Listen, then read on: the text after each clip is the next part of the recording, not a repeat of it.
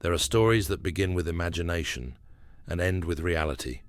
Stories that cross the line between creation and manifestation. Tonight we tell one of them. This is the true origin of Slenderman, from meme to murder. It began in 2009 on a forum called Something Awful.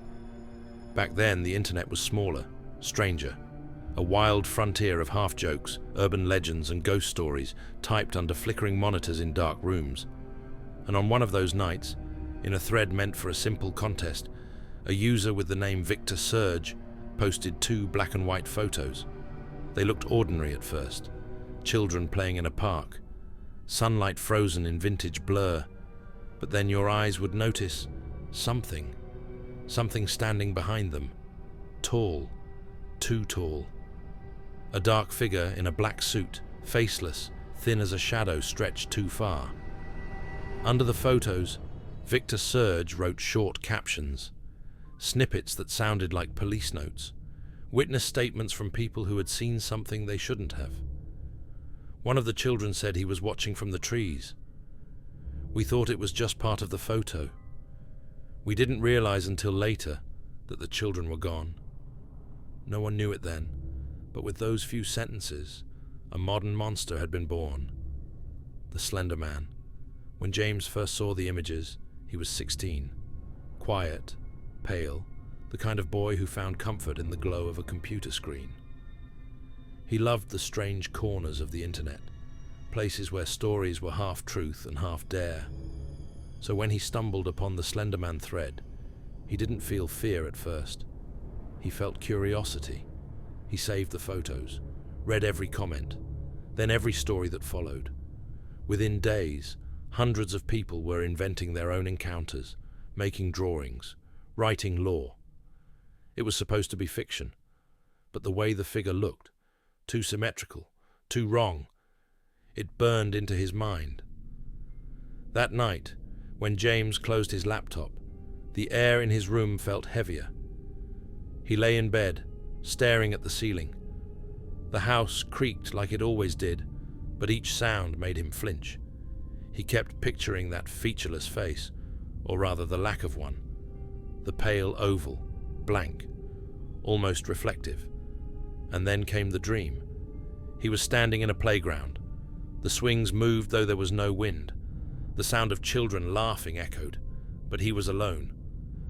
At the edge of the field stood something tall, half hidden by trees. Its arms hung longer than human arms should. When he tried to run, his body wouldn't move. He woke up gasping. The next morning, his nose bled for no reason. Weeks passed. James's interest became obsession. He found the Marble Hornets channel on YouTube, the first found footage series inspired by the myth. It was filmed like a student project gone wrong. Shaky cameras, static, whispers. The actors claimed to be stalked by the operator. Every time the figure appeared, the video glitched, screens warped, sound bent. James watched all of it, alone, late at night, eyes wide, heart slow. He didn't just watch, he studied. He paused frames, searched for shapes in the trees, and sometimes he found them. There, between branches, a hint of white, a silhouette, always still, always closer than before. He began to see the same shape outside the corner of his vision. At first it was just pareidolia, faces in patterns, shapes in fog. But one evening, walking home from a friend's house, he glanced toward the woods near his street and saw it, a figure standing too straight, too tall. It didn't move. It didn't need to. When James blinked, it was gone. The Slender Man myth spread faster than any other. In weeks, it jumped from forum to forum, from Photoshop to YouTube to the news. People swore they'd seen him. Kids posted drawings. Writers invented symptoms: slender sickness, dizziness, paranoia, missing time. Even psychologists began to study it, calling it a collective hallucination born of digital folklore. But for some, like James, the boundary between myth and mind began to crumble. He started sleeping less. His dreams turned metallic, filled with static and whispering voices. He'd wake to find his phone screen lit up, showing a number he didn't recognize. Zeros, only zeros. He'd answer. There'd be silence, then faint breathing. He told himself it was spam. He told himself everything was coincidence. He had to believe that. By winter, he had stopped going out. He lived inside the glow of his monitor, scrolling endlessly through Slenderman threads. He found older references, whispers of der Großmann, a tall man said to stalk the Black Forest of Germany in the 16th century. Children who lied were said to vanish into the woods. Woodcuts from that era even showed a tall, faceless being among the trees. But were they real? Or had someone forged them to deepen the myth? James couldn't tell anymore. The deeper he searched, the more the myth reached back. He started seeing patterns in his own life, coincidences that didn't feel random. The streetlight outside his window flickered exactly 3 times each night. Whenever it did, he'd feel watched. The trees near his backyard seemed to shift slightly, as if making room for something tall to pass between them. One night in February, his friend Alex came over. Alex had heard enough of James's paranoia and insisted they go prove it wrong. They'd walk into the woods, find nothing, and laugh about it. They left around midnight, carrying flashlights. Snow covered the ground, soft and silent, their breaths fogged in the air. They followed the narrow trail until the neighborhood lights were gone. For a while, there was only silence, then a crack, a branch breaking somewhere behind them. They turned. Nothing. Alex laughed it off. James didn't. Something about the forest felt hollow, like it was holding its breath. He shone his flashlight. Ahead. The beam caught on mist, and then, between 2 trees, a shape. At first he thought it was another tree, thin and straight. Then it moved, just a tilt of the head, or where a head should have been. Smooth, white, reflecting the flashlight back like polished bone. Alex whispered his name. James couldn't answer. His legs felt pinned to the frozen ground. The figure didn't advance. It only stood, and then the flashlight died. They ran. Branches whipped their faces. Snow sprayed underfoot. Neither spoke until they reached the street. When James finally turned back, the tree line was still, empty. But he couldn't shake the feeling that something watched from just beyond the dark. After that night, things changed. James started finding strange symbols drawn on his notebook margins, circles with crosses through them. He didn't remember making them. Sometimes he'd wake to find them carved faintly into his desk. His dreams turned violent. He'd stand in the woods again, this time closer to the figure. Every night, a little closer. Every night, a little less human. He told himself to stop reading about it. He deleted his files, wiped his browser history, turned off the computer.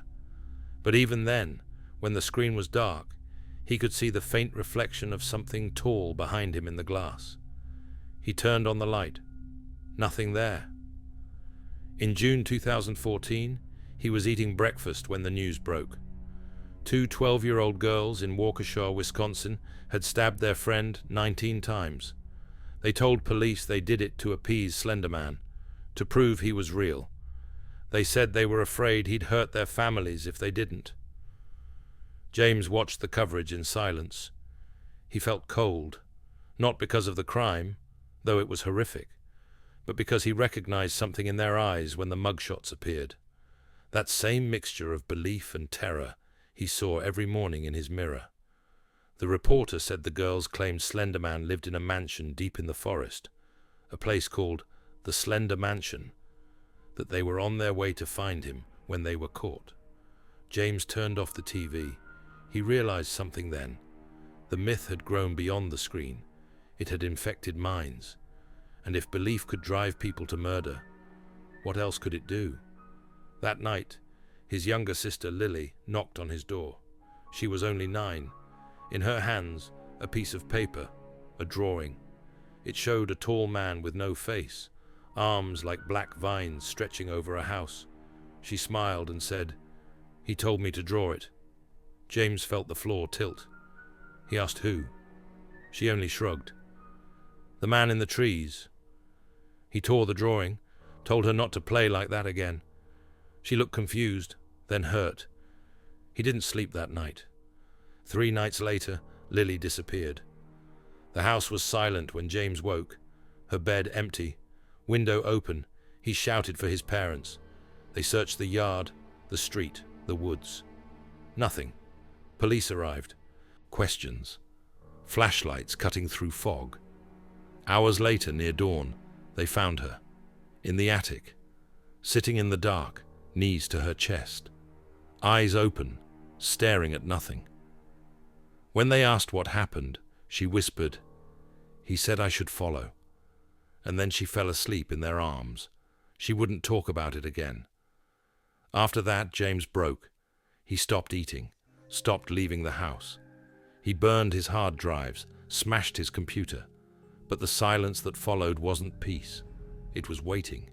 He began seeing him again, reflections in windows, shapes in the fog, always still, always closer. He once woke to find dirt on his bedroom floor, footprints too long to be human. He told himself he was dreaming. He had to be.